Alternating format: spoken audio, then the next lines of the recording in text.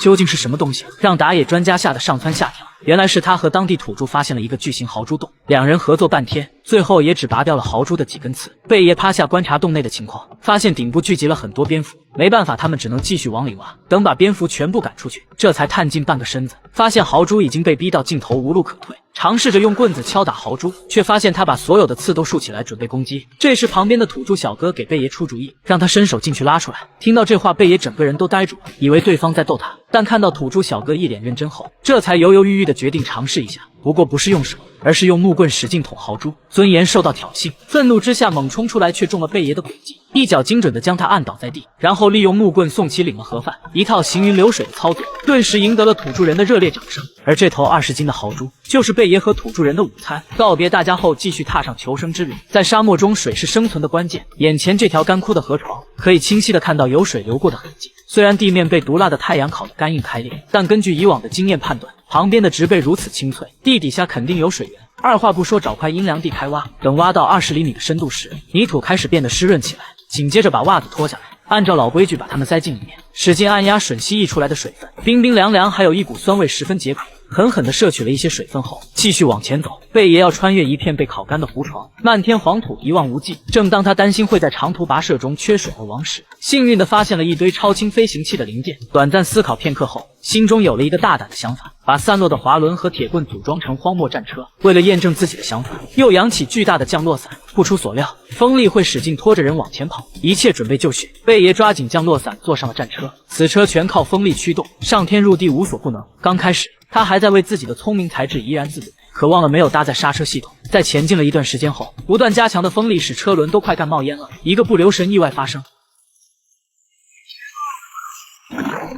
虽然没能走完全程，但也减少了一半的路程。等贝爷走出湖床时已是下午，长时间没喝水导致他嘴唇干裂。这时发现大峡谷外生长了很多茂盛的灌木，如果不出意外，附近肯定有水源。往前走上几百米，果然发现了一个小水潭。可糟糕的是，这是一处不流动的死水，里面甚至还飘着一只嘎掉的松鼠，就算只喝上一滴都足以让人病得不轻。想了想，贝爷猜测峡谷有可能通向一条河，于是打算穿过这个水潭。外面是灼热的沙漠，可水潭里的水却冷得出奇，长时间浸泡定然会让体温逐步下降。此时只能尽可能快地往前游。很快前路被一堆枯木拦住了，想来是被山洪冲刷下来的。松散的枯木堆没办法爬过去，最好的办法就是从下面游过去。深吸一口气，直接潜入水底。普通人屏住呼吸的最长时间约为3分钟。就在他即将坚持不住时，成功穿过了障碍物。虽然脱离了水潭，但水源依然还是一大难题。往前几公里，听到了昆虫的叫声，顺着声音走，居然发现了一块被打湿的土，极少的水从岩缝里面渗透出来。贝爷把滴水的位置挖出一个小坑，以防止水顺着原先的轨迹流走。在积水的过程中，准备在附近寻找一种名为喇叭花的植物，它的茎是空心的，可以充当吸管。等返回时，小水坑里已经积蓄了不少的水。由于这些水已经通过了岩石层的过滤，水质堪比水中贵族。二话不说便开始喝了起来。有了水分的补充，体力得到了恢复。走出大峡谷后，在地上发现了羚羊的脚印，心里美滋滋的，以为今天能开荤。结果顺着脚印往前走，居然看到了搏斗的迹象。果然，羚羊被猎食者干翻，只剩下一具残躯。贝爷只好退而求其次，把地上的小甲虫抓起来嘎嘣脆。别看这玩意小，蛋白质却不知是牛肉的多少倍。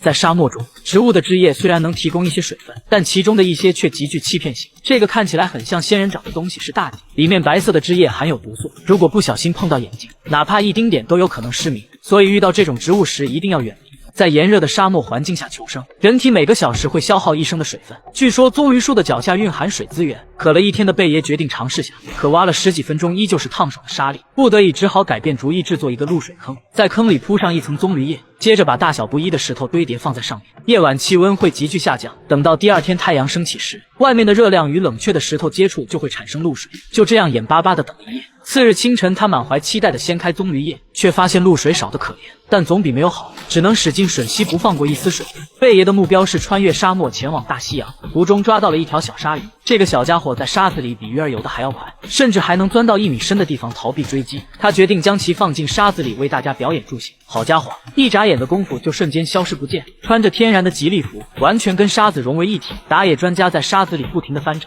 最终还是没能发现小鲨鱼的踪迹。中午沙漠的气温稳定在50度以上，鲜有植物能够生存下来。不过阿拉伯胶树就可以适应这里的环境，它的树枝上全是尖刺，真正有用的是附着在表面的树胶。虽然不能直接吃，但可以放进嘴里像口香糖一样咀嚼。这可以给大脑造成进食的错觉，从而分泌唾液缓解缺水的症状。继续向前跋涉10公里，就能明显闻到海的味道。贝爷激动地跑到悬崖边，凉爽的海风扑面而来。他精心挑选了一处有裂缝的悬崖，从这里攀爬下去成功的几率更大。模仿下烟囱的姿势，死死撑住裂缝两边，最终顺利抵达海岸。远处巨大的船还吸引了贝爷的注意力。根据以往的经验，废弃的船只会吸引来很多海洋生物聚集，获取蛋白质的机会不能放过。立马下水，向着船海游去。强劲的水流不停地把它往后拖，找准时机，抓住船上的麻绳一跃而上。登船后，甲板上被海水腐蚀得锈迹斑斑，转悠了一圈，找到下舱的入口。刚进去，就有个胆大的小家伙撞击了腿部。贝爷当即决定将其捉拿归案。在水下摸索大半天，可惜对手实在太狡猾。不过这也说明附近肯定还有其他海洋生物。等离开深水区域后，捡到了一只肥美的大螃蟹，看着奇怪的颜色，就知道里面的寄生虫是以亿为单位，不能生火，只好忍痛放它一马。继续往前，竟然捡漏了蛋白质大餐。贝爷心急地把小章鱼从船上扯下来，正当犹豫该如何加工这顿大餐时，没想到小章鱼却死死吸住了他的手。贝爷直接先下嘴为强，送其领了盒饭。章鱼最好吃的部位是触角，肉质鲜美，每一口都能让人欲罢不能。美美的饱餐一顿后，这才心满意足地离开。原路返回显然不是他的风格，捡起泡沫板扔进海里充当漂浮，这就可以舒服地趴在上面，借助海浪的冲力返回岸边。到目前为止还没有好好的补充淡水。上岸的第一件事就是制作海水蒸馏器，刨好沙坑后，将黑色塑料袋盖在上面，接着把舀来的海水倒进去，分量要尽可能的多些。如果觉得来回跑麻烦，还能把自产的黄金叶浇进去。由于天气十分炎热，海水里的水分蒸发时遇到塑料会凝结，只需里面放置一个容器，上方再压上一块小石头，这就可以使周围的水蒸气汇聚滴入容器。忙活完，贝爷也没闲着，来到礁石上采集一贝，装了满满2口袋后，才幸福地撒开脚丫子返回。